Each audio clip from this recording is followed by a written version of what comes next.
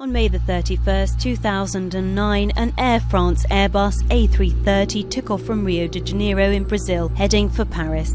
It was 10:29 Coordinated Universal Time. On board flight AF447, there were 12 crew members, including 3 pilots and 216 passengers. 3 hours and 15 minutes into the flight, the crew communicated for the last time with Brazilian air traffic control. They were instructed to maintain cruising at flight level 350, an altitude of about 10,700 meters.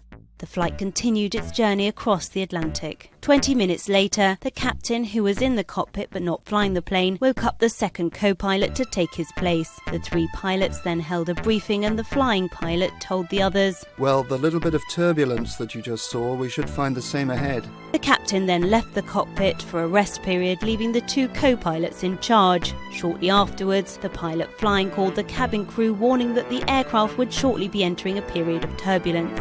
"In 2 minutes, we ought to be in an area where it'll start moving about a bit more than now." The plane then made a course change of 12 degrees to the left. As the turbulence increased, the plane slowed down slightly. A couple of minutes later, the autopilot and then the auto thrust disconnected. The pilot in charge took over. "I have the controls." The plane began to roll to the right. The pilot responded by pulling the nose up. The stall warning triggered briefly twice in a row. Flight AF447's speed decreased rapidly from 500 kilometers an hour to just 110. Attempting to control the roll, the pilot increased the plane's pitch attitude.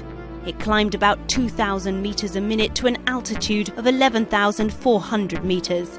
The flight path wasn't controlled by the 2 co-pilots, who repeatedly tried to call the captain. The stall warning sounded again continuously. The pilot continued to try to bring the nose up as the engines revved to nearly 100%. The aircraft reached its maximum altitude. They were then rejoined by the captain as the plane descended and rolled violently. During the following seconds, all of the recorded speeds became invalid and the stall warning stopped. It then triggered again as both co-pilots battled to control the plane. The stall situation lasted until the impact with the sea at 2:14 a.m. Universal Time.